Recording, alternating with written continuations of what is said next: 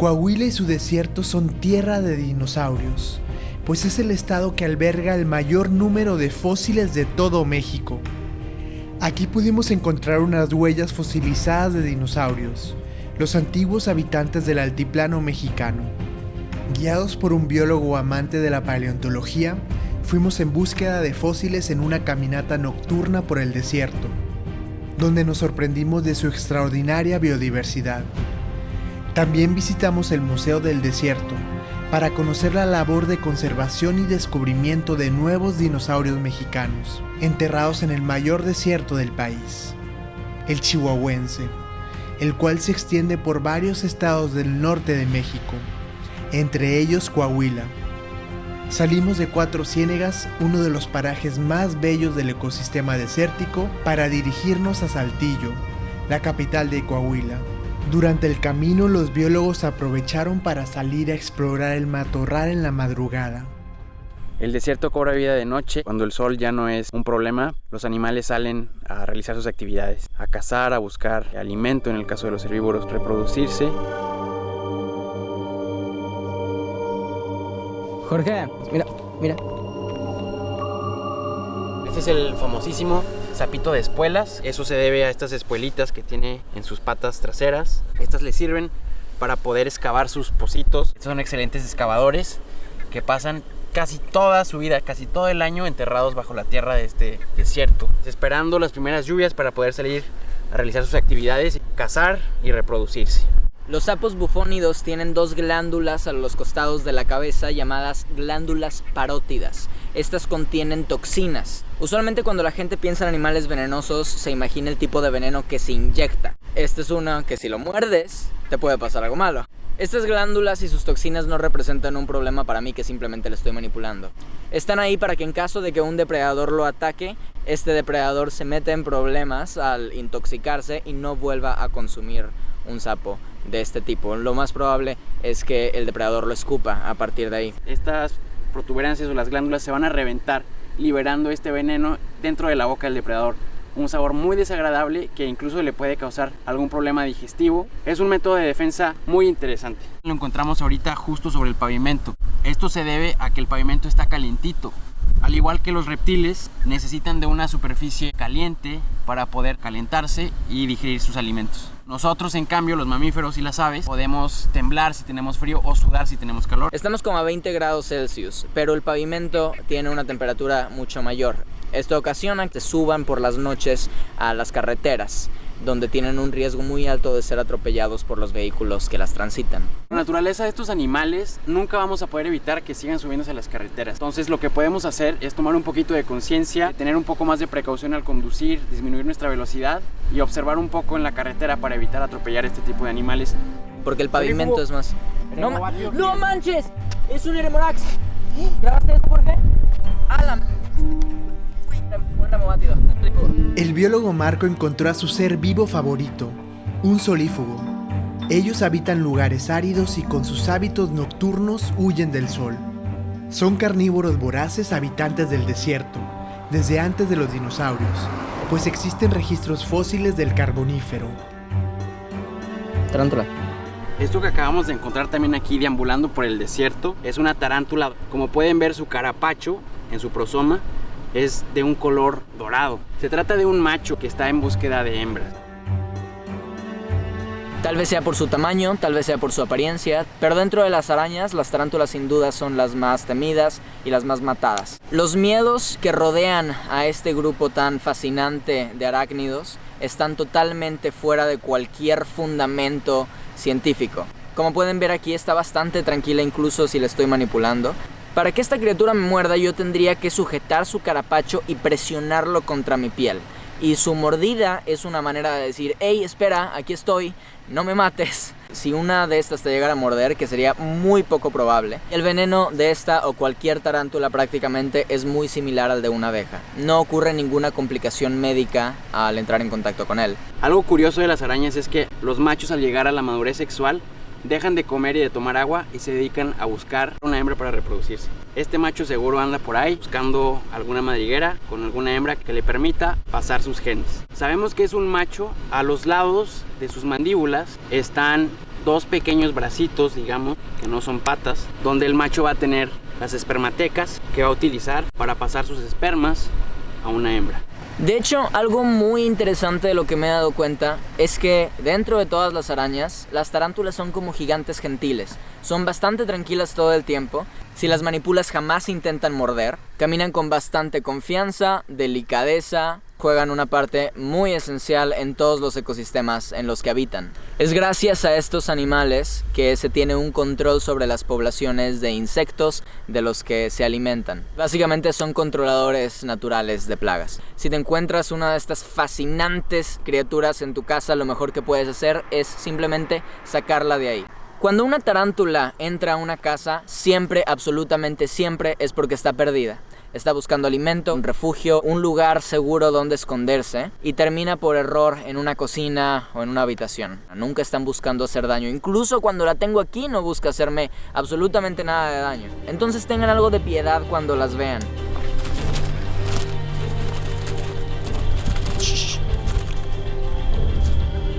¿Qué es eso? Vimos a uno de los animales más simpáticos del desierto, la tusa. ¿Qué animal es ese? Una tusa. ¡Hala! No, sí se ven los dientotes. Sí, esta sí es de aguas. Nos acabamos de encontrar con uno de los habitantes más interesantes y simpáticos del desierto. Es un roedor. Este roedor se caracteriza por tener unas garras muy largas que le sirven para excavar túneles por donde el aire entra. Facilitan la aireación del suelo, lo que permite que crezcan las plantas del desierto. Se alimenta de insectos, de semillas, de tallos, además de su importancia ecológica como aeradores del suelo. También las tuzas sirven como alimento para los depredadores grandes de este ecosistema, como las serpientes de cascabel, los coyotes, los linces o gatos monteses. Los humanos también aprovechan la carne de la tusa como una parte importante de su dieta, sobre todo aquí en los ecosistemas desérticos. Aquí podemos ver cómo está haciendo lo que hace mejor, excavando un túnel para poderse esconder dentro de él. Luego de la caminata en la madrugada llegamos a Saltillo, la capital de la tierra de los dinosaurios. Saltillo cuenta con un hermoso centro histórico, que ha sido clave en la historia durante la guerra entre México y Estados Unidos. Pero lo que atrapó nuestra atención fue el Museo del Desierto, donde aprendimos de sus antiguos moradores, los dinosaurios. Esto es Coahuila, tierra de los dinosaurios. Estoy con Jorge. Jorge es un joven biólogo de Saltillo que nos va a mostrar el Museo del Desierto. Él trabaja aquí. Estamos a punto de entrar aquí al Museo del Desierto. Como pueden ver atrás tenemos el Tyrannosaurus Rex. Es uno de los íconos paleontológicos más importantes en cuanto a dinosaurios. Los dinosaurios son el pináculo de la paleontología.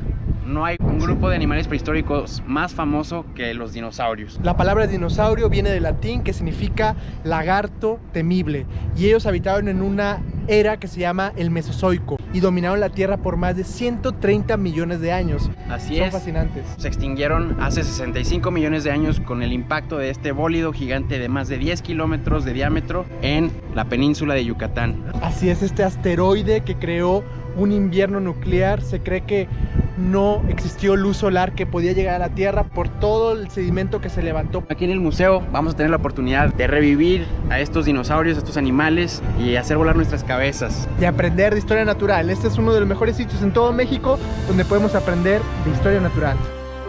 El Museo del Desierto, como su nombre lo dice, está dedicado al desierto. Sus salas plantean un recorrido por la historia natural de nuestro planeta, desde su origen hace más de 4.500 millones de años hasta el presente desértico del noreste de México. El proyecto fomenta una cultura ecológica mostrando de un modo interactivo la riqueza de la vida y la evolución de la Tierra a través del tiempo, y es dirigido por el biólogo Arturo González. Yo soy biólogo y arqueólogo. Y luego me dediqué a la paleontología y mi trabajo es la paleoantropología. Yo me dedico al Pleistoceno, a la era del hielo. Me ha tocado estudiar a los primeros humanos que habitaron América, he descubierto varias nuevas especies de sus animales. Entonces sí, fui un biólogo de los 6 años, o sea, nunca dudé de lo que quería hacer. qué orgullo mexicano, necesitamos personas así que sepan interpretar lo que tenemos abajo, porque el estudiar la Tierra es como si estuviéramos viendo el pasado. Exacto, es leer un libro. No podemos entender el calentamiento global de hoy si no leemos las páginas de atrás de cómo han venido cambiando el planeta a lo largo del tiempo. En la era de los dinosaurios era más oxígeno el que había en la mezcla del aire. Los insectos crecían enormes. Ahorita vamos a ver unas de estas historias aquí en el museo. Parecen increíbles, pero cuando ves la evidencia y te lo cuenta la ciencia, pues entonces dices, wow, la imaginación no le llega a la realidad de la ciencia. El museo alberga múltiples fósiles. Otro de los fósiles más comunes que podemos encontrar aquí en el desierto chihuahuense son estos amonites. Si se preguntan qué es un amonite, básicamente imagínense a un pulpo con una concha de caracol, que sería uno de los depredadores más importantes en esos océanos primitivos. Estos animales coexistieron con los dinosaurios.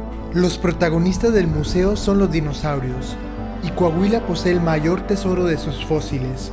Héctor Rivera, uno de los mejores paleontólogos de México, nos explica por qué. Hasta el momento, el estado con mayor descubrimientos paleontológicos es Coahuila, mayor número de registros de fósiles recolectados. Coahuila, en el tiempo de los dinosaurios, al final del Cretácico, fue costa, o sea, del mar interior, del mar de Tetis, y eso ayudó a que hubiera una mayor cantidad de animales, de plantas, y que además el sedimento ayudara a su fosilización, ya que también había ríos que acarreaban sedimento para cubrir los fósiles. El sedimento es esencial para fosilizar. Claro, así es, si no cualquier animal se los puede comer y ya, nunca más vuelves a saber de ellos. Lo que sucedió es que la condición de Coahuila es que había una suerte de ríos que venían como desde Chihuahua a desembocar al Golfo de México y nosotros éramos la costa, pero eran unos ríos que tenían muchos minerales, que eso ayudó mucho a que los animales que morían en estos deltas, en estos lodos, se podían convertir a lo largo del tiempo y con procesos que son casi milagrosos en fósiles. Uno de ellos es el Belafrons coahuilensis, que es una de las piezas pues, de las que se descubrieron la mayor parte de sus huesos, digamos, lo que nos permitió conocerlo muy bien. Y con las moldes que se hacen de este original, se construye su réplica. Y la réplica pues, te permite usarla para mostrar cómo se podría ver en movimiento en 4 patas o en 2 patas. Entonces eso es muy interesante. ¿Quiénes se lo comían? Que eran los tiranos estos. Los dinosaurios también conquistaron los cielos. Este es el Quetzalcoatlus notropi. Es uno de los habitantes que surcó los cielos en las épocas en que los dinosaurios habitaban en las regiones que hoy son Coahuila. Este se descubrió justo unos cuantos metros del otro lado del río Bravo, en el Big Bang, pero sabemos pues, que era un animal que habitaba toda esta región en la que hoy reconocemos como el gran santuario o el gran cementerio de dinosaurios de Coahuila. Es un animal que mide 12 metros de lado a lado, de ala a ala o de punta de ala a punta de ala, del tamaño prácticamente de una avioneta, ¿no? Entonces eran animales muy interesantes, son los seres que más grande han surcado los cielos. Tiene una membrana, tiene una edad a lo mejor de unos 80 millones de años. Es una de las joyas del Museo del Desierto, el Quetzalcoatlus notropi. El Museo del Desierto trabaja para descubrir más dinosaurios mexicanos. Para mí ha sido una súper oportunidad trabajar y colaborar aquí en el Museo del Desierto, sobre todo con personajes como el Dr. Héctor Rivera Silva, uno de los paleontólogos más importantes de dinosaurios en México, un tema que me ha fascinado desde que era un niño. El paleontólogo Héctor Rivera estudió paleobiología en la Universidad de Bristol en Inglaterra. Sus conocimientos lo llevaron a clasificar una nueva especie de ceratópsido, un dinosaurio con cuernos. Este dinosaurio fue la portada de National Geographic. Fue el Yabocauceratops y la especie Mudei en honor al Museo del Desierto. Fue un dinosaurio con cuernos, que tiene 2 cuernos en la cara. Rivera también clasificó un dinosaurio mexicano caparazado. La Cantolipan es un dinosaurio armado que tenía espinas en la parte torácica que iban hacia la cola. Se encontraron el húmero, la ulna, el fémur, unas vértebras, costillas de este dinosaurio en sedimento marino. Obviamente esto y los demás descubrimientos de nodosaurios, de animales de este tipo, han llevado a pensar de que los nodosaurios eran animales muy similares a un hipopótamo, que andaban en el agua, en los ríos, y que en cierto momento llegaban a morir y los cadáveres eran arrastrados hacia el mar. Pues es un privilegio para mí tener en mis manos a esta vértebra caudal de un nodosaurio. Esta de hecho es la vértebra más grande que se conoce de uno de estos increíbles animales, que lucían así. esta parte iba en uno de estos segmentos de la cola. Medía hasta 7-8 metros de largo. Esos dos dinosaurios, el Yehuacaoceratops mudei y el Acantolipan gonzalesis, han sido parteaguas, ya que son dinosaurios propiamente mexicanos que se han descrito aquí en Coahuila. ¿Y dónde resguardan a los dinosaurios de Coahuila? Vamos a entrar al laboratorio de paleontología del Museo del Desierto. Aquí también tenemos la colección más importante de fósiles que se tiene en el norte de México. Esto que tenemos aquí podrá parecer una roca para cualquiera, pero para un paleontólogo esto representa la armadura de uno de esos nodosáuridos. Esto protegía a estos herbívoros de las mordeduras de los carnívoros grandes. Era como una escama dura y muy desarrollada, compuesta por hueso. Literal estamos viendo de primera mano los fósiles, no son réplicas. La mayoría de los huesos que están aquí son reales, fueron encontrados en esta región del país, que ha sido privilegiada porque nos permite ver el pasado. Pero ¿cómo surgen los fósiles? La gente suele tener la idea de que un animal muere, luego su cuerpo es enterrado y millones de años después puede ser simplemente extraído del suelo. La realidad es que para que un cadáver de vertebrado se fosilice, tiene que ocurrir una tormenta perfecta de características muy únicas. Debe quedar sepultado en el tipo correcto de sedimento. Los objetos que los paleontólogos extraen, como esta vértebra de hadrosaurio, no son en realidad huesos como tal, sino moldes o réplicas de los minerales que fueron reemplazando al tejido orgánico del hueso original al interior del sedimento a lo largo de millones y millones de años. Se estima que solamente 1 de cada 300 millones de cadáveres de vertebrados termina fosilizado. Y de esos pocos que terminan fosilizados, queda excluida la vasta mayoría de los dinosaurios que mueren en selvas o en bosques, que son los ecosistemas más famosamente diversos. Esto es porque su cadáver es rápidamente degradado por microorganismos, por sus depredadores. Entonces, los ecosistemas más diversos son los menos representados en el registro fósil. Ahora piensen en todo lo que tiene que pasar para que uno de esos 300 millones de individuos que quedan fosilizados terminen siendo descubiertos por humanos. Realmente conocemos una fracción infinitesimal de todos los animales que llegaron a existir en la Tierra. Entonces encontrar un fósil es un verdadero milagro y aún desconocemos mucho de lo que existió antes que nosotros. Y hoy lo que sabemos es que menos del 1% de lo que existió es lo que hoy conocemos. Es decir, todavía vamos a aprender muchísimo de la vida del pasado y vamos a encontrar seres fascinantes, pero a la medida que los podamos buscar, encontrar y estudiar en instituciones y con especialistas como son los paleontólogos, ¿no? Estamos aquí en una de las mesas donde se disponen todas las piezas, todos los materiales que se traen de campo. Como podemos ver, se trata de muchos fragmentos separados de fósiles. Algo que se vende mucho en las películas es que un paleontólogo está en campo y va a levantar o va a excavar en alguna parte y va a encontrar un dinosaurio completo. Esto es muy falso. Vas a encontrar fragmentos dispersos por un área relativamente grande. Rara vez vas a encontrar estos dinosaurios articulados. Después de que el paleontólogo recoge todos estos fragmentos, intenta reunirlos como piezas de rompecabezas. Requiere de mucho estudio, de anatomía comparada, para interpretar cómo se pueden unir estos huesos y cómo reconstruir esta historia de este animal que murió, cómo murió, por qué se depositaron así sus fósiles.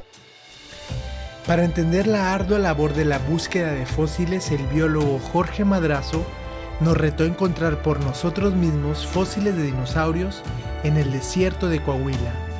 Vamos en medio del desierto chihuahuense, rumbo al ejido Las Águilas, donde está preservada una ignofacie. Cuando digo ignofacie me refiero a un sedimento donde están marcadas las huellas de varios grupos de dinosaurios. El escenario de nuestra búsqueda será el desierto. Sí lo vamos a lograr. ¿Por qué si este desierto está en Coahuila se le conoce como desierto chihuahuense? Porque así se le llama a toda la ecorregión, el territorio geográfico extenso que nace en Chihuahua y pasa por varios estados. Está determinado por su mismo clima, geología, fauna y flora. Caminamos entre sus cactáceas para apreciarlas. Para mí las cactáceas son ejemplos importantísimos de lo resiliente que puede ser la vida y de las formas que puede adoptar para poder sobrevivir en los lugares más hostiles. Vale mucho la pena cuidar y proteger nuestras cactáceas y el desierto porque nos dan identidad. Caminando por estos lugares del desierto podemos encontrar joyas como esta. Este es un peyote de mis cactáceas favoritas.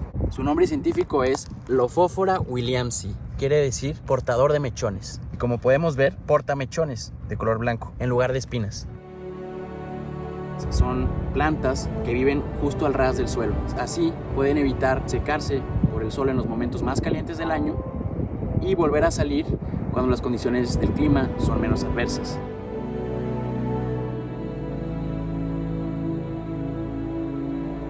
Otra cosa que aplican los peyotes para sobrevivir en estos ambientes es el hacer asociaciones con otro tipo de plantas. Por ejemplo, aquí se esconden con este tipo de planta que se llama selaginela. Mantiene la humedad y mucha sombra para cuando el sol está en su punto más ardiente. Miren estos de acá, estos 3 pequeñitos. Hay algunas personas que las extraen de su hábitat y buscan venderlas por ser plantas bonitas, pero no se dan cuenta que están provocando un gran daño a la especie porque no le están dando la oportunidad de reproducirse y repoblar sus ambientes. Los peyotes son de muy lento crecimiento, se tardan mucho en producir flores y reproducirse. Se ha visto un decremento muy importante en las poblaciones de peyotes en los últimos años. Es labor de todos nosotros como habitantes del desierto cuidar y proteger de estas cactáceas tan bonitas que tenemos. A la próxima vez que estén de paseo por el desierto, de hiking o de exploración, los invito a que no las extraigan, déjenlas ser, déjenlas ahí, admírenlas y protéjanlas.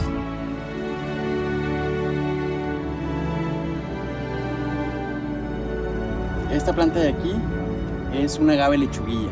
La gente en el desierto la utiliza para producir ixtle, una suerte de textil. Las flores de esta especie atraen a un montón de polinizadores, incluyendo colibríes que van emigrando. Ahorita estas ya se están cargando de semillas que después van a producir más plantas. Los científicos estiman que el origen de las cactáceas data de hace más de 40 millones de años. Surgieron en América después de la separación de los continentes que formaban Pangea. Esto quiere decir que en la época de los dinosaurios aún no existían los peyotes. Aparecieron mucho tiempo después. Entonces surge la pregunta: ¿cómo era este paisaje cuando los dinosaurios merodeaban la Tierra? Llegamos al ejido de Porvenir de Jalpan, en el municipio de General Cepeda, donde se encuentra la zona paleontológica Las Águilas, para viajar al pasado a través de las huellas y fósiles de dinosaurios que vivían en ese México arcaico.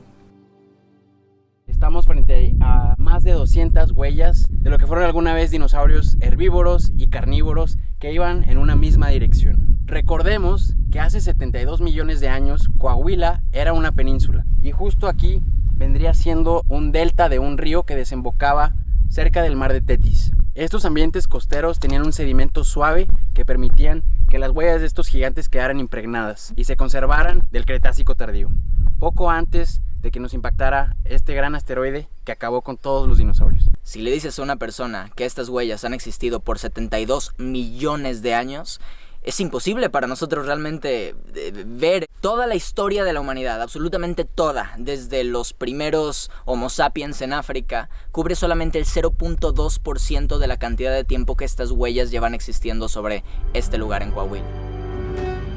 Para llegar a este lugar hicimos aproximadamente unas 2 horas entre carretera y terracería, pero es un lugar accesible. Este sitio paleontológico llamado Las Águilas está en un ejido que se llama Porvenir de Jalpan. Antes, Tamaulipas, Nuevo León y Coahuila estaban abajo de un mar. Eso permitió que ambientes pantanosos ayudaran a la fosilización. Es casi un milagro que esto suceda, que conocemos menos del 1% de todas las especies que existieron en la prehistoria. Como mexicanos tenemos que apoyar a los paleontólogos, que están todo el día bajo el sol del desierto buscando esta riqueza que es parte de nuestra historia natural. En aquel tiempo las rocas que ves eran simplemente lodo, por lo que al pasar caminando se marcaron las patas de los dinosaurios. ¿Qué especies eran? Encontramos huellas de varios herbívoros, entre ellos los famosos hadrosaurios o picos de pato andaban en 4 patas. En cambio, los ornitomimosaurios andaban en 2 patas, parecido a lo que hace un avestruz el día de hoy.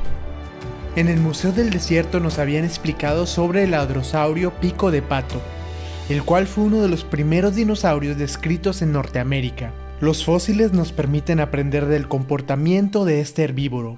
Observen nada más el tamaño de este fémur pertenece a un hadrosaurio, comúnmente conocidos como dinosaurios pico de pato. Son de los dinosaurios más abundantes que vamos a encontrar en lo que fue la península de Coahuila. Estos dinosaurios eran herbívoros. Se les llama pico de pato porque curiosamente tenían una especie de pico que les permitía arrancar la vegetación. Básicamente trabajaban como las vacas o los venados, que están moliendo constantemente esa materia vegetal para después transportarla hacia su sistema digestivo. Esto que tenemos aquí es una mandíbula. Aquí están los dientes, los que usaba para triturar o moler helechos.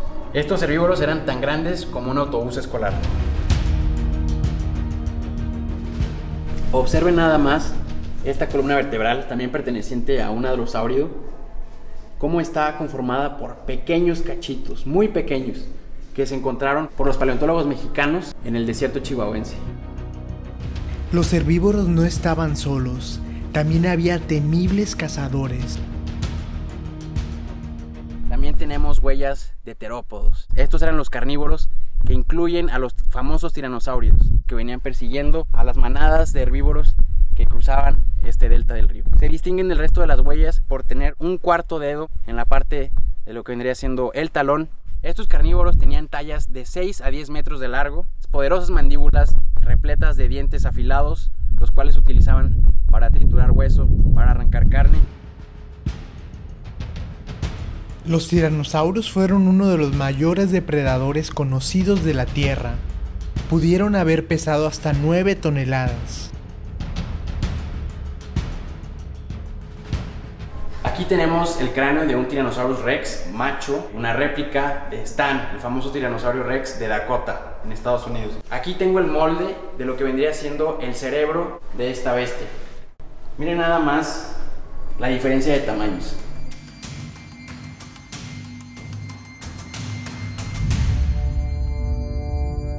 Estos carnívoros estaban en la cima de la cadena alimenticia. Los carnívoros tienen que comer demasiado para poder subsistir, y una pirámide ecológica no podría soportar muchos carnívoros compitiendo entre sí. Por cada 10 herbívoros va a haber un carnívoro.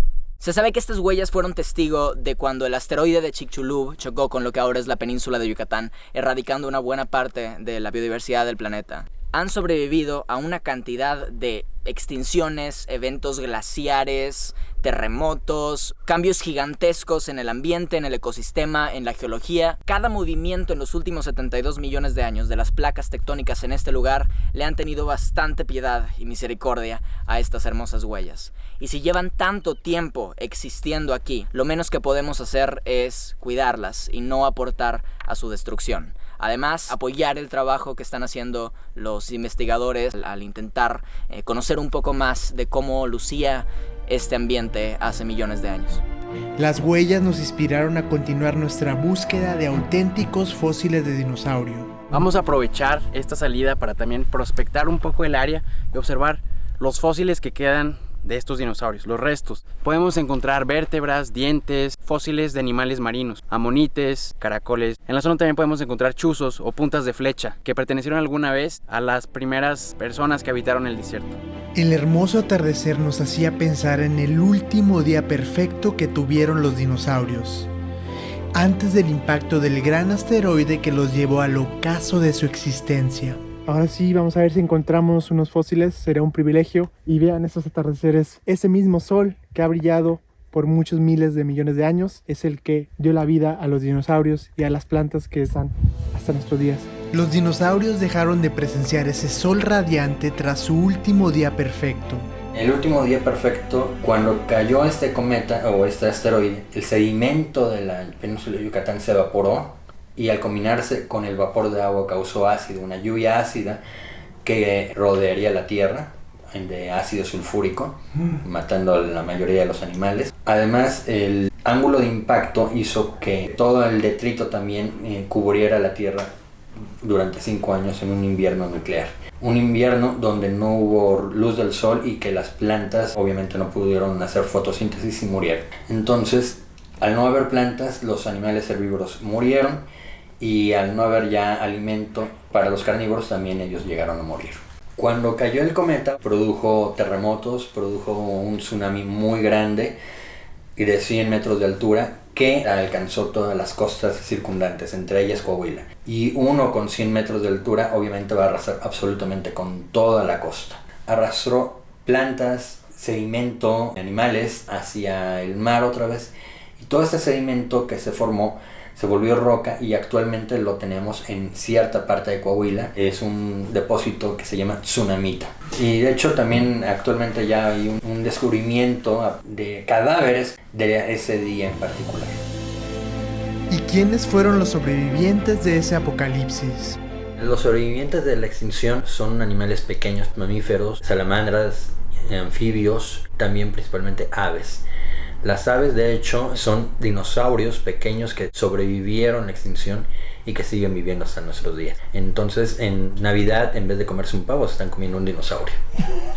Las características físicas de un dinosaurio y de un ave son exactamente iguales. Un esqueleto de raptor, de un dinosaurio de esos como Parque Jurásico, estamos viendo exactamente un ave. Tenemos nada más la reducción de la cola ósea y la modificación de las extremidades anteriores como alas, pero de ahí en fuera tenemos exactamente lo mismo. Sabemos gracias a su linaje y al estudio de las características de sus fósiles que los dinosaurios presentaban colores muy llamativos como las aves y podían servir para camuflarse, para atraer una hembra. Cada uno tenía su patrón de colores vívidos. Al igual que las aves, los dinosaurios estaban emplumados. La presencia de plumaje en los dinosaurios se ha determinado que es muy recurrente. Raro es el dinosaurio que no las presenta, y muy probablemente animales grandes como tiranosaurio no estuvieran emplumados por su tamaño, pero tuvieron una infancia emplumada. Las aves son el único linaje de los dinosaurios que logró esquivar la extinción en masa de hace 65 millones de años. Esto que tengo aquí es una cigarra o chicharra del desierto. Pueden ver que sus colores son súper bonitos. Este es un macho que está haciendo un sonido muy característico de las cigarras. Lo hacen con unos músculos que tienen al interior de su cuerpo. Llenan de aire y agitan repetidamente. Este sonido que está haciendo se llama estridulación. Es para atraer a una hembra con la única intención de reproducirse. No me preocupa que me pique ni que me muerda porque no tiene ni veneno ni tiene mandíbulas para morder. ¿Por qué no tienen mandíbulas? Porque este animal no come nada. Cuando son jóvenes, cuando son larvas, cuando están en sus primeras etapas de vida, viven debajo de la tierra y se van alimentando de materia vegetal. Algunas especies de hecho duran hasta 17 años debajo de la tierra, pero en el momento en el que atraviesan su última metamorfosis y se convierten en un adulto como este, ya no necesitan comer nada porque su única función es reproducirse. Recuerdo muy bien cuando en 2017 estaban saliendo las primeras cigarras del milenio. Además, estos insectos tienen un rol muy importante en este ecosistema desértico. Las cícadas, después de morir, regresan esos nutrientes al suelo, y esos nutrientes son aprovechados por la cobertura vegetal, es decir, por las plantas, las briófitas, los líquenes, los hongos, y así se puede mantener el equilibrio del ecosistema. Los insectos son por mucho más antiguos que los dinosaurios. Los insectos alados como este aparecieron en el periodo carbonífero, hace más de 350 millones de años. Vamos a liberarla. Imaginen, y es más antiguo que los dinosaurios. ¡Vuela! Ay, no. Vuela. Ya vuela. Ahí va. El sol caía y seguíamos enfocados en encontrar fósiles de dinosaurios. Para encontrar un fósil, lo primero que tenemos que hacer es caminar muy bien el lugar, ir viendo qué tipo de roca se encuentra ahí, sus características de coloración, de composición, tener en cuenta qué tipo de paleoambientes o ambientes prehistóricos se dieron en ese lugar. En esta zona, por ejemplo, que fue alguna vez el delta de un río, las rocas que podemos encontrar fueron arrastradas por grandes masas de agua, quizás el oleaje del océano extinto. La coloración que tenemos en estas rocas es óxido, marronesco, rojizo. El simple hecho de observar una roca que no concuerde con el resto en cuanto a su forma y textura es cuando nos podemos estar acercando a lo que es un fósil. Mientras leíamos el terreno vimos algunas tarántulas. Vean qué hermosa tarántula. Estoy muy impactado con todo lo que nos están explicando nuestros biólogos. Cuando era pequeño se me inculcó que eran malas, malvadas y que te podían hacer daño y picar, pero no. Tal vez muchos de ustedes se van a identificar con lo que voy a decir, pero yo maté a muchas, las aplastaba. Pero vean, está caminando muy cerca de mi vena y ahora estoy aprendiendo lo importante que son. Entonces de ahora en adelante ya no las voy a matar, a cuidar las tarántulas y ya no debemos de pensar que son malvadas. Simplemente son otro ser vivo con el que compartimos el planeta. Hallamos nuestros primeros fósiles, caracoles marinos que nos remontan al mar de Tetis, que cubría el noreste de México. Aquí sobre la palma de mi mano tengo una muestra de microfósiles. Los caracoles marinos que habitaron este ambiente tendrán aproximadamente 70 a 74 millones de años, es decir, del Cretácico tardío. Una vez que empezamos a ubicar estos microfósiles marinos, podemos inferir que estamos sobre un lecho marino. Esto significa que podemos ir subiendo en niveles de altura para poder encontrar fósiles de animales terrestres, como los dinosaurios. Es lo que vamos a hacer. Miren lo que me estoy encontrando. Restos parciales de lo que fue en algún momento un amonite. Eran estos cefalópodos con concha de caracol. Aquí podemos ver cómo este estaba muy ornamentado. Pueden ver esas espinas. Nos pueden dar información sobre qué especie de amonite se trata. Los amonites eran similares a los calamares del día de hoy, que vivían en una concha parecida a la de un caracol. Sacaban sus cabezas y tentáculos fuera de su concha para poder atrapar peces, otros amonites en esos tiempos de los dinosaurios. Mira. ¿Qué? ¡Wow! Ay, güey. Gracias a una lámpara de rayos ultravioleta, nuestros biólogos identificaron a un escorpión en la arena. Me acabo de encontrar este hermoso escorpión dentado del género Diplocentrus. Esta claramente es una hembra. Puede incluso estar preñada según el volumen de su opistosoma. Ahora, por supuesto, nunca es recomendable manipular especies venenosas, pero aquí estoy intentando probar un punto, y es que los animales con veneno, ya sea las serpientes, las arañas o los escorpiones, nunca buscan atacar, no son agresivos, son defensivos. Este animal solamente intentará inyectarme veneno si le presiono la parte de adelante del cuerpo, que se llama prosoma. Existen muchas especies de escorpiones de importancia médica en México, principalmente en la costa del Pacífico, y todas son de la familia Butide. Este es de la familia Diplocentridae. Este realmente no tiene un veneno muy fuerte. Como pueden ver, a pesar de que está en mi mano, está totalmente tranquila. No muestra ningún signo de agresión en lo absoluto. Este es un animal totalmente relajado. El veneno para este escorpión es un recurso muy preciado, es un recurso limitado que toma bastantes nutrientes para producir y sin el cual no puede cazar a sus presas. Entonces, por supuesto que no es nada recomendable para este escorpión desperdiciarlo con un mamífero grande que de cualquier manera no podrá vencer, como lo soy yo. La idea de que los escorpiones son malos es totalmente falsa.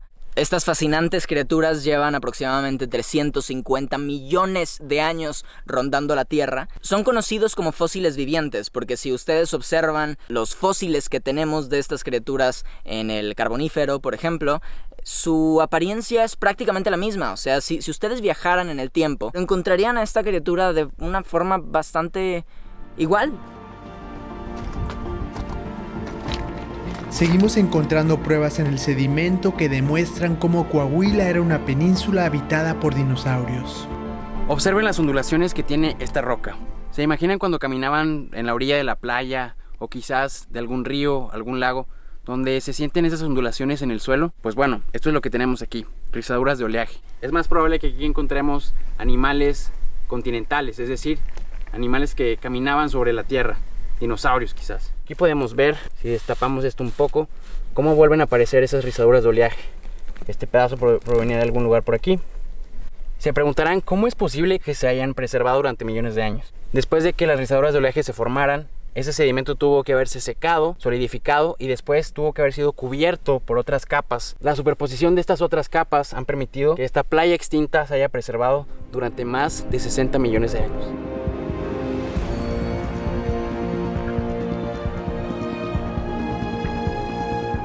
Vamos subiendo a intentar localizar una fase terrestre, no más una fase marina, para ver si ubicamos fósiles de dinosaurios. Una lagartija apareció para desearnos buena suerte en nuestra búsqueda. Me acabo de encontrar a una de las especies más hermosas del desierto, que es la lagartija de collar. Su nombre científico es Crotaphytus colaris. Se distribuye por el sur de Estados Unidos y por el norte de México. Prefiere las áreas desérticas y abiertas. Se le llama lagartija de collar, por supuesto, por este patrón que tiene alrededor del cuello. Podemos saber por los poros que tienen en estas escamas que se trata de un macho. Durante la temporada de reproducción, estos animales adquieren una serie de colores vívidos, hermosísimos, que resaltan muchísimo entre el desierto. Esta especie tiene un comportamiento bastante interesante, que es que cuando un depredador la amenaza, tiene la capacidad de correr en 2 patas y puede alcanzar hasta 25 kilómetros por hora. Para poner eso en perspectiva, esta lagartija puede correr 3 veces más rápida que una persona. Estoy muy feliz de que por fin haya tenido la oportunidad de verla. Es una especie que había querido presenciar en persona desde hace muchísimo tiempo y ahora toca librarla.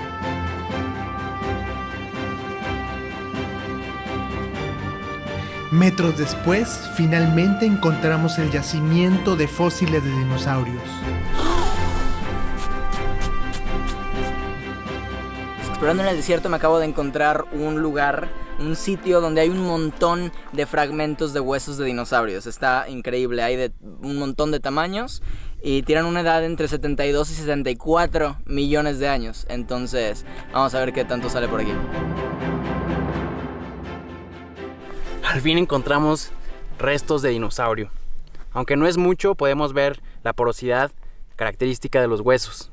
Ya está petrificada, ya está mineralizada. Así es como luce un cacho de hueso de dinosaurio. Truco de paleontólogo. Los huesos, al ser porosos, al momento de tocarlos con la lengua, se te pueden quedar pegados. Ah, se pegó. ¿Vieron cómo se pegó? Quizás sea ¿Omóplato? un omóplato, una escápula o... Bueno, esta puede ser también hueso con tuétano o médula espinal. Puede tratarse de el pedazo de algún hueso de alguna extremidad o incluso una vértebra, aunque yo me voy más por la primera opción. Recordemos que esto no es el hueso en sí, sino que es la roca que sustituyó a la materia orgánica que alguna vez fue el hueso. Es por eso que podemos encontrar fósiles de una diversidad enorme de coloraciones. Esto porque adoptan la coloración del tipo de sedimento en el que se encuentren. Aquí tenemos un cacho de hueso de lo que fue a lo mejor alguna extremidad de un dinosaurio. Podemos notar la cobertura del hueso y al centro la médula espinal. Sabemos que se trata de un dinosaurio por toda la información que se ha publicado acerca de esta zona. Paleontólogos de todo el mundo se han interesado a descubrir los dinosaurios que existieron aquí en el Cretácico hace 72 millones de años. Se han publicado libros, artículos científicos y esto nos da la seguridad de que se trata de dinosaurios. Antes los mejores fósiles de México se los llevaban al extranjero. Por esta razón surge el Museo del Desierto, para resguardar el tesoro paleontológico de Coahuila. Se descubrían muchos dinosaurios y se iban a otras instituciones. Entonces decían, oye, pero ¿por qué se llevan nuestros tesoros? Entonces fue que dijimos, bueno, hagamos un lugar donde podamos albergar a esas colecciones que son tan importantes científicamente y que puedan servir para la comparación, que es lo que los científicos necesitamos para saber si es una especie de un tipo o de otro. Realmente el origen fue eso, un deseo de tener eso que sabíamos que era valioso. Hubo que convocar a los científicos que nos ayudaran, a los mejores botánicos, a los mejores paleontólogos, a todo lo que había, tanto nacional como extranjero, y fue que creamos esta historia. Todo el museo es una visita cronológica, digamos, desde lo más antiguo hasta los animales que hay hoy, que tenemos que cuidar y que tenemos que hacer algo con ellos. Entonces esa fue la idea detrás de esta aventura que hace 22 años empezó y que ahorita afortunadamente cada vez tiene mucha más potencia, puede influir más en los jóvenes y en los niños y ser orgullosamente del desierto. En la paleontología, México tiene una gran área de oportunidad para seguir descubriendo nuevas especies de dinosaurios. En Estados Unidos se han descrito muchísimas especies desde 1860. Casi año con año se describen especies de dinosaurio. Muy probablemente más de 400-500 especies se tengan descritas para Estados Unidos. En cambio, para México solamente se han descubierto 15 dinosaurios. En México nos hace falta muchísimos paleontólogos. Hace falta descubrir muchísimos más dinosaurios mexicanos. Es pasión lo que debes de tener. Lo que es lo que te mueve para poder hacer todo esto. Porque aguantar el sol casi a 30 grados centígrados o más es muy pesado. Nos cayó la noche, caminamos en el desierto por más de 2 horas. Finalmente los encontramos, ya nos podemos ir a descansar felices. Fue un poco complicado, generalmente los paleontólogos lo hacen en el día, pero por todo lo que hemos estado grabando nos cayó la noche y los tenemos. Son porosos y son más ligeros que una roca, es diferente por la misma porosidad. Si lo vemos en un microscopio vamos a ver un montón de túneles, millones de años de historia natural en este lugar. ¡Suena y fuego! Ay, mire, mire. ¡Wow! Sin duda, Marco aquí es el rey de los olífugos. ¿Cuántos van de este viaje? Como 6, güey. Que Marco los haya estudiado, me sentí como que, estoy con una autoridad de... Qué hermosura de animal, ¿no quieres cerrarlo, creo? Luego de la interrupción continuamos analizando los fósiles. A juzgar por la forma de este pedazo de hueso, pudiera inferir que se trata de un pedazo de una costilla. Se sabe que por estas zonas los hadrosaurios eran muy abundantes, entonces probablemente este pedazo de costilla perteneció a un dinosaurio pico de pato hace más de 74 millones de años.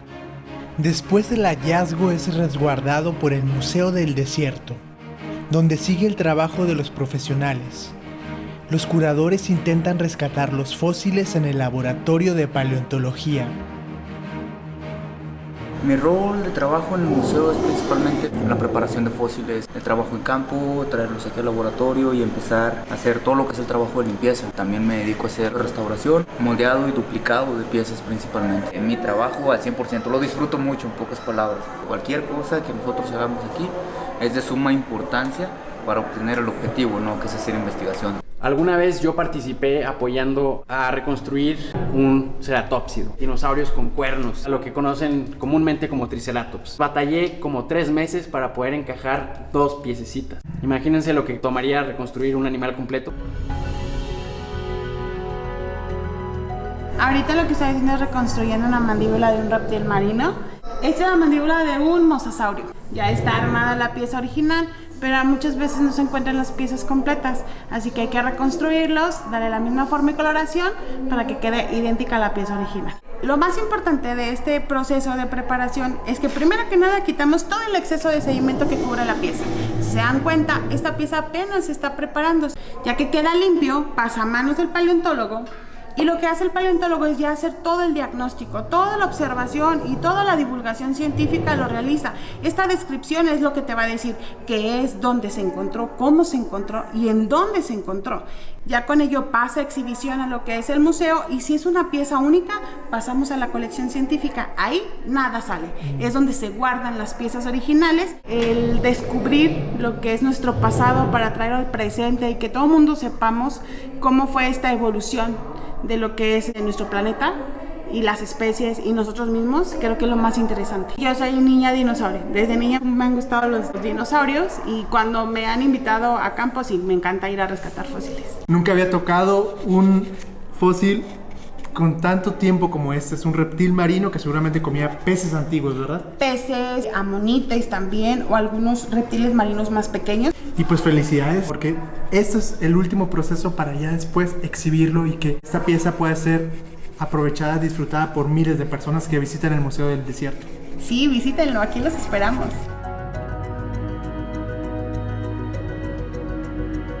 Vamos a entrar a la colección paleontológica de Coahuila. Es un tesoro, porque todos los fósiles que están ahí son únicos y repetibles. Muchos son de especies que no se han descrito inclusive, ¿verdad? Gracias. Todos los especímenes resguardados aquí en la colección paleontológica de Coahuila son holotipos de géneros nuevos para el mundo. Aquí tenemos un fósil de una mantarraya. A través de la colección que nosotros tenemos se han encontrado nuevos géneros, nuevas especies. Nos cuenta también la historia de la riqueza paleontológica de México, porque nosotros tenemos los tesoros de Coahuila guardados en nuestra colección científica. Gracias a personas como Julio y a todo el equipo de paleontología del Museo del Desierto, podemos admirar la paleontología mexicana. Felicidades. Muchas gracias. Invita a la gente. Claro, por supuesto, los invitamos a que vengan y conozcan el Museo del Desierto, que nos habla de la riqueza del desierto y también de los tesoros que tenemos aquí en Coahuila, principalmente en el área de paleontología. Estoy aquí dando mantenimiento a este dinosaurio y pues darle un poquito de vida a como fueron. A veces estaba un poquito oscuro y ahorita ya se le está dando un poquito más de vida a su cara. Aquí se guarda lo más importante, los fósiles de los dinosaurios mexicanos.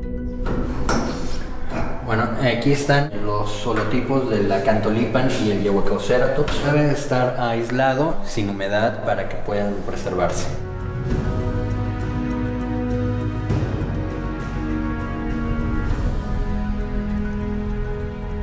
Estoy muy emocionado y muy feliz por haber podido entrevistar a Héctor. Felicidades. Muchas gracias. Necesitamos más mexicanos como él que descubran nuestra historia natural. Muchas gracias.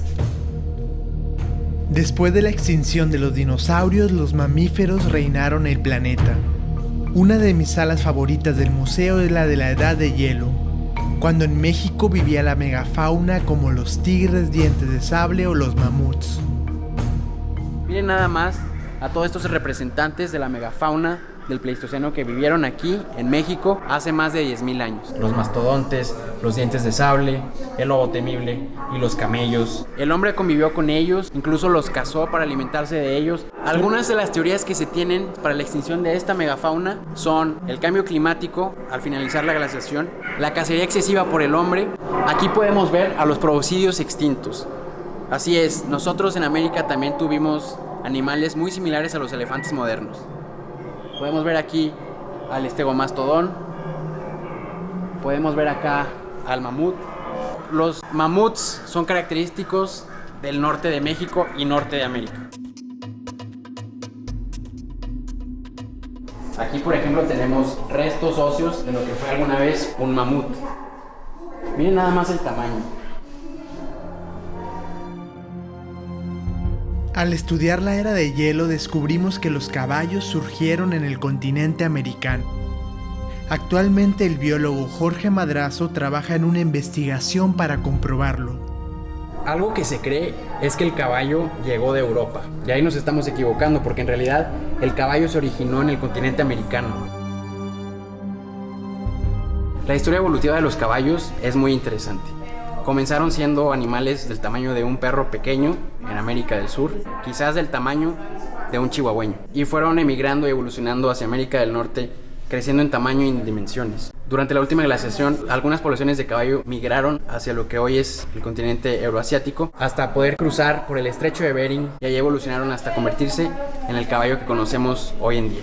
He estado trabajando con el Dr. Wade Miller, paleontólogo experto en caballos antiguos. En este proyecto, básicamente queremos comprobar que aún había caballos en América cuando los españoles los reintrodujeron. Algo que se cree es que los caballos se extinguieron junto con los mamuts y los dientes de sable al acabarse la era de hielo. Pero estamos encontrando fósiles que nos indican que el caballo vivió más tiempo. Cuando la edad de hielo terminó y los grandes glaciares recularon, la mayoría de los bosques templados del noreste de México desaparecieron, dando lugar a un clima árido que predomina hasta la actualidad. El Museo del Desierto le hace honor a este ecosistema. Esta zona del museo se llama el Desierto Viviente y es muy interesante porque podemos encontrar especies que viven en esta zona. Por ejemplo, el oso negro americano. Yo pensaba que era más de un ecosistema de bosque templado, pero no, también se adapta al desierto chihuahuense, que es todo este gran desierto que está entre Chihuahua, Coahuila, el sur de Texas. Un tercio de la superficie del planeta es desierto. En el museo nos sorprendimos al saber que el Sahara no es el desierto más grande del mundo, sino la Antártida. Un lugar se considera desierto cuando tiene un clima árido, donde las lluvias escasean, así que los polos con pocas lluvias entran en esa categoría. Un ecosistema tan fascinante merece tener un museo dedicado al mismo.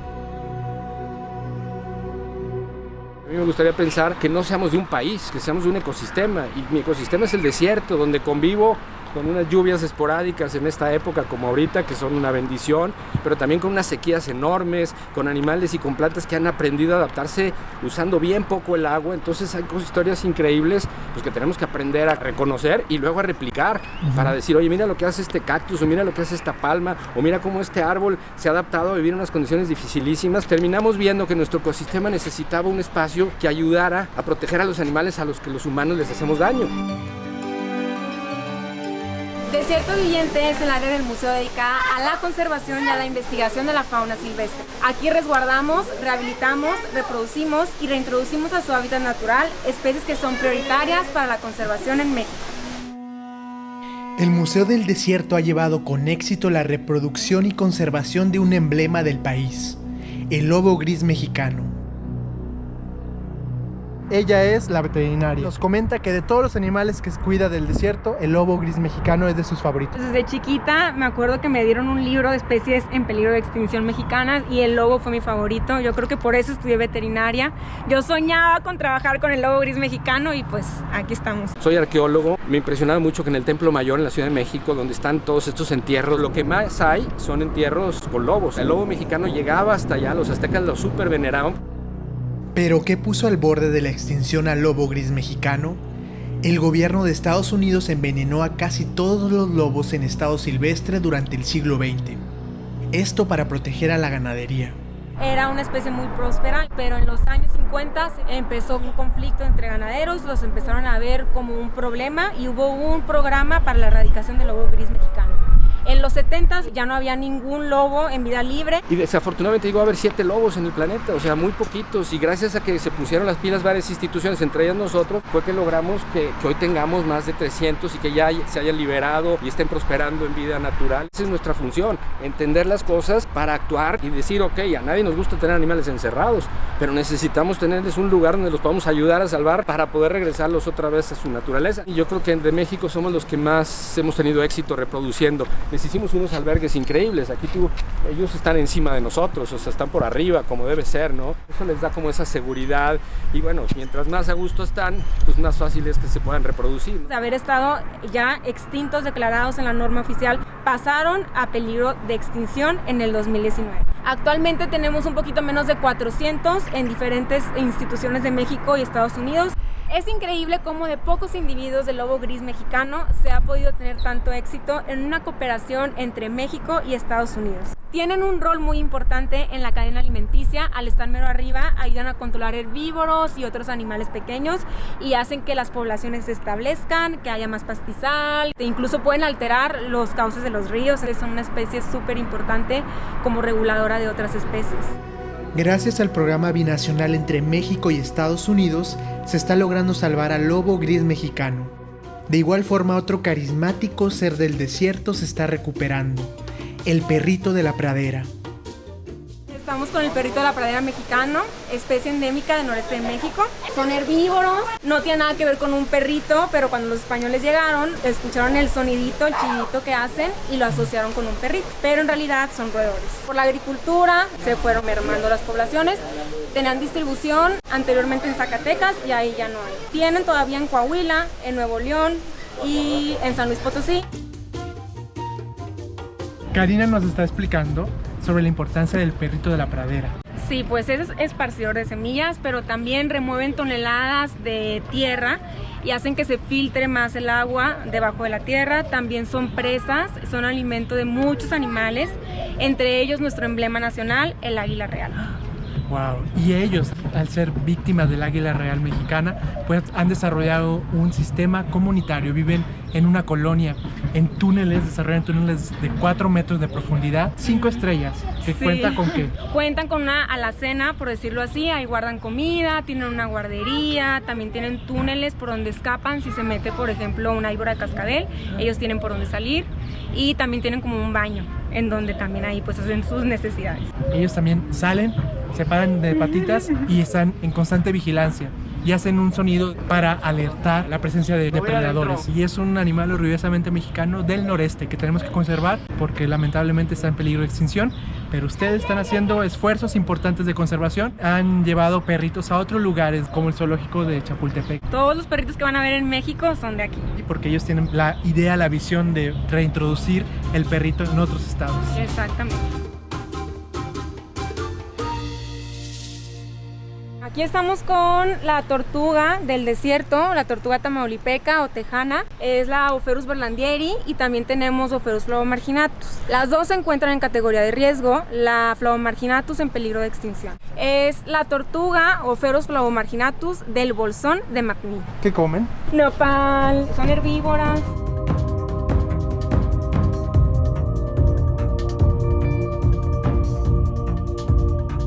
Encuentro con la cotorra serrana oriental. Es un animal endémico que vive en la Sierra Madre Oriental, son monógamos, tienen una pareja toda la vida y con ellos, entre los dos, papá y mamá, cuidan a la cría, al polluelo. El oso negro americano también es capaz de vivir en el desierto. Los osos que tenemos aquí son animales rescatados, traídos por las autoridades, que fueron separados de sus mamás porque entraron a comunidades, por incendios forestales. Y aquí les damos una segunda oportunidad, que la gente los conozca y aprenda de ellos. Y hay que recordar que es un animal que está en peligro de extinción. Los primeros que tuvimos, Capi y Camila, vienen de los incendios que hubo hace 10 años en Maderas del Carmen y las serranías del Burro. Los incendios fueron tan fuertes y tan devastadores que las mamás se separaron de sus osesnos. Se quedan expuestos a que osos más grandes los puedan lastimar, causar la muerte, entre otras cosas. Nuestros bosques pues cada vez son más pequeños, cada vez se queman más y pues los osos ya no tienen un hábitat en donde encontrar bellota o encontrar piñón, entonces pues van a caminar hacia otros sitios y los vamos a atropellar y los vamos a encontrar en nuestros basureros. Nos llegan osos atropellados de las carreteras, la mayoría son taxidermias aquí desafortunadamente, pero algunos de ellos se pudieron rehabilitar en las clínicas que tenemos aquí y poder regresarlos a la naturaleza. Los osos del museo viven dignamente, pues los especialistas les ofrecen lo mejor. Sabemos que los animales en la naturaleza pasan muchísimo tiempo buscando su comida, entonces aquí, para que tengan salud física y mental, les proporcionamos ciertas actividades. Y nuestro oso negro tenía una piñata que destrozó y está jugando con un pedacito de madera que adentro tiene comida, y eso más que nada para que él tenga un reto mental de cómo voy a sacar la comida, evitar obesidad, que está en una jaula de un lado para otro. Aquí pues no, están o nadando, o trepando, o jugando, buscando alimento y curioseando. Por ejemplo, hemos visto en los zoológicos de antes que los albergues son muy chiquitos, que son como jaulas. Aquí lo que se propone es tener ambientes que enriquezcan, por ejemplo, las cascadas, las cuevas. También tienen a uno de los sobrevivientes de la Edad de Hielo, el búfalo americano, que pasaba las grandes planicies de Norteamérica. Este es uno de los animales más importantes que tenemos en el desierto, porque es de los relictos que tenemos de la Edad de Hielo. Es decir, es de los pocos animales que sobrevivieron a esa extinción de la última glaciación. Convivieron lado a lado con los mamuts, los dientes de sable, el hombre primitivo, el león americano, los perezosos gigantes, el caballo prehistórico de América. También es el animal más grande que nos queda de las grandes planicies de Norteamérica. Estos bisontes formaron una familia aquí en el Museo del Desierto. Hicimos una votación para escoger el nombre de nuestro bisonte recién nacido. Ganó el nombre de Vicente el Bisonte. Los papás se llaman Fidencio, que es nuestro macho de 1 tonelada de peso, y Hortensia.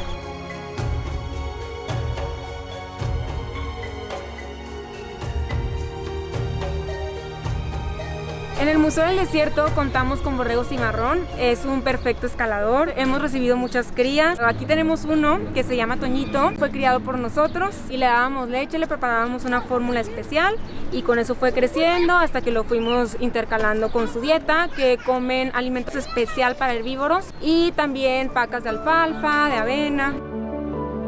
Cuando visites el Museo del Desierto no te puedes perder su jardín botánico de cactáceas. Ella es Idalia y es otra gran héroe del Museo del Desierto. Buenas tardes. Ella es ingeniera agrónoma, es experta en las cactáceas. Recordemos que México ocupa el primer lugar en biodiversidad de cactáceas. Afortunadamente es un país rico en cuanto a estas especies. Desafortunadamente muchas de ellas están siendo amenazadas. Sus áreas están siendo cambiadas por las zonas urbanas o industriales. Las cactáceas surgieron en América. Es por esta razón que en los desiertos de Norteamérica encontramos la mayor biodiversidad de ellas. Y en otros desiertos del mundo casi no existen. Hay muchas especies endémicas de cactáceas, sí, y ellas se tardan mucho tiempo en crecer, es una de las características de los cactus. De los cactus, hay muchas especies que sí les lleva años lograr los volúmenes, pues como de las biznagas que se ven en los paisajes del noreste del país, y para que una biznaga se haga de ese tamaño le lleva buena cantidad de años. Son décadas lo que se tarda en crecer un cactus. Cuando las cactáceas florecen en primavera es todo un espectáculo. Estas plantas van a generar flores Al dar flores va a haber de producción de frutos y dentro de esos frutos vienen las semillas.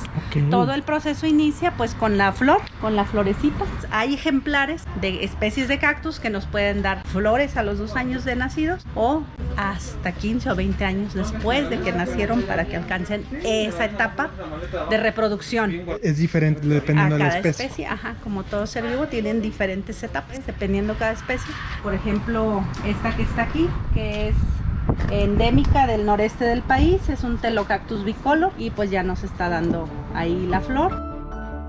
Vamos a encontrar pues que hay flores enormes o grandes y hay flores muy pequeñas. Entonces, con la ayuda de un pincelito vamos a polinizar esa flor y esto nos va a asegurar que ese polen llegue al centro de la flor, se polinice y luego se fecunde y el resultado va a ser que esta flor al cerrar, el ovario de la flor va a ir madurando y nos va a dejar un fruto que la mayoría de las personas conoce como tunitas, chilitos, pitayitas o limas, o sea, tienen diferentes nombres de acuerdo a cada región. Y Dalia, y entre miles de especies de cactus, ¿cuál es su favorita? Por las flores son justo los Echinocereus pentalophus, que son estos que tienen la flor enorme y vistosa. Los frutos están madurando para mayo o junio, entonces es llamada comúnmente como pitayita de mayo o junio. ¡Bravo! A veces vemos al cactus muy triste o que el cactus pues cuando no tiene flores no se ve llamativo, pero al momento que da sus flores pues va a alimentar también a muchos polinizadores, principalmente avispitas, abejas, mariposas y en campo pues son hermosos también. Qué bonito es. Parece de papel. Además del jardín botánico, el museo cuenta con un herpetario.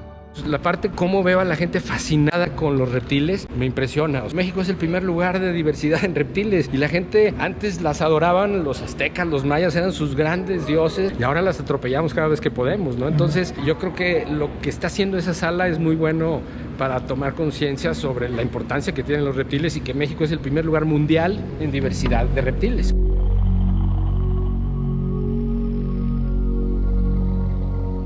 Estamos en el área del herpetario del Museo del Desierto. Es un herpetario prácticamente regional. Nos enfocamos en el desierto chihuahuense y hay una biodiversidad impresionante de reptiles que van desde lagartijas, tortugas y serpientes. Es difícil verlos porque son animales en su mayoría nocturnos. Esto es por el clima que existe, porque realmente llega a ser un clima muy caliente o en invierno es un clima muy frío, ¿no? Entonces los reptiles que van a hacer bajan su metabolismo a lo básico, así apenas si respiran, las pulsaciones cardíacas disminuyen mucho y prácticamente están escondidos bajo tierra desde finales de octubre hasta primavera, verano es cuando empiezan a tener otra vez actividad. Aquí en el desierto viviente me encuentro con uno de los ejemplares más bonitos de Boa imperator o Boa emperador. Las serpientes tienen un origen evolutivo muy curioso, pues hace aproximadamente 100 millones de años aún tenían patas. Tienen un ancestro en común con las lagartijas modernas. Esta es una serpiente muy interesante porque en ella aún podemos encontrar remanentes de lo que alguna vez fueron patas. Como podemos ver aquí en su cola se encuentran estos espolones, es decir, patas vestigiales. ¿Pero por qué las perdieron? La evolución las fue empujando a que encontraran nichos ecológicos menos competidos con los dinosaurios, por ejemplo. Entonces las serpientes empiezan a meterse en huecos y agujeros donde sus patas empiezan a perder la utilidad. ¿Por qué? Por la fricción. Y entonces empiezan a desarrollar estos cuerpos cilíndricos muy adaptables que les permiten dominar cualquier tipo de medio. Las serpientes tienen uno de los cuerpos más versátiles que hay en el mundo animal, ya sea el acuático, porque hay muchas serpientes que nadan, el terrestre, e incluso pueden planear y saltan de árbol en árbol. Perder las patas fue quizás la innovación más importante que obtuvieron las serpientes para poder radiar en lo que ahora son más de 3.000 especies a nivel mundial. Hay muchas serpientes de cascabel en este desierto. Estamos hablando que son más de 7 las especies que podemos encontrar. Aquí tenemos una que es muy interesante, que es la cascabel de cola negra ornamental. Es un ejemplar muy característico y exclusivamente habita el desierto chihuahuense. Otra de las especies de mis favoritas además es la cascabel de las rocas. Les gusta vivir en paredes de estas donde van los escaladores. Ha habido accidentes con escaladores de que va subiendo por la pared y pues no ven dónde meten la mano y la serpiente los muerde. A pesar de que es una especie pequeña que alcanzará unos 40 centímetros, poquito más, el veneno es bastante tóxico, tiene una neurotoxina. La misma especie puede variar de color impresionante según el hábitat o la ecorregión en donde esté. Aquí son animales más grises, cenizos. En Nuevo León tienen unos tonos verdosos. La evolución le ha regalado a la serpiente su característico cascabel. Aquí en mis manos tengo un crótalo o un cascabel. Pertenecía a una víbora de cascabel. Está formado de células quitinosas, tal como nosotros tenemos nuestras uñas conformadas. Estos cascabeles son huecos. Las serpientes de cascabel añaden un segmento nuevo con cada muda de piel. Esas mudas de piel van a variar mucho dependiendo de qué también se alimentó el animal, de si tomó agua, los niveles de estrés eran bajos, las condiciones climáticas eran buenas. Tenemos esta cascabel también, Crotalus atros, la cascabel diamantada. Es la más grande de la región. Es la serpiente cascabel que más mordeduras causa en el sur de Estados Unidos y en el norte de México. Y es bien curioso porque la mayoría de las mordeduras son a hombres y siempre está involucrado el alcohol de por medio. Entonces es el borracho que quiere impresionar a la novia agarrando a la serpiente y acaban con un accidente ofídico. Hay que ir a un hospital a que nos administren el antídoto. Existe el antídoto para todos los vipéridos, todas las serpientes de cascabel en México. Y es muy bueno, ¿no? Nosotros somos un centro de distribución a nivel estatal para proporcionar y prestar los antídotos correspondientes. México es líder en la fabricación y elaboración de los antídotos que se llaman fagoterápicos. Son distribuidos ya a nivel mundial, son muy buenos antídotos.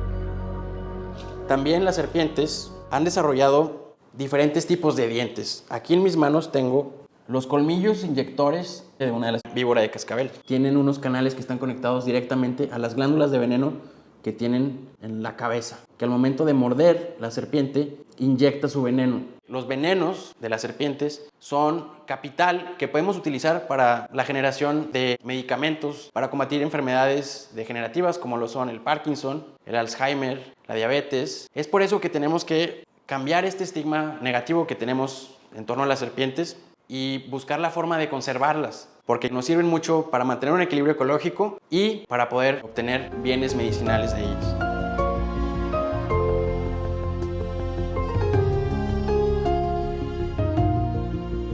Aquí conmigo tengo Lampropeltis splendida, la serpiente rey del desierto. Es de mis favoritas por sus colores tan bonitos, negro con ese amarillo vibrante, de la familia de las culebras, no tiene veneno. Es como un T-Rex de las serpientes en el desierto, porque esta se alimenta de otras serpientes. Hay cierto conflicto entre las serpientes y el ser humano, pero nosotros ya tenemos suficiente conciencia como para saber que estos animales, que son muy hermosos, también son muy necesarios en los ecosistemas, porque se va a alimentar de otras serpientes, de roedores, de lagartijas, y que gracias a ellas existe armonía, un balance y un equilibrio. Y por eso hay que cuidarlas. Aquí en el Museo del Desierto se encuentra una gran parte de todas las especies que habitan en el desierto chihuahuense. Más de 30 especies. Dense la oportunidad de conocerlas, de conocer el Museo del Desierto, para que si se llegan a topar uno de estos ejemplares, sepan cómo actuar y puedan estar tranquilos de si se trata de una especie potencialmente peligrosa o si es una especie inofensiva como esta. Gracias al Museo del Desierto sabemos que este ecosistema está lleno de vida y que es ideal para la preservación del tesoro paleontológico de México, los fósiles y huellas de dinosaurios.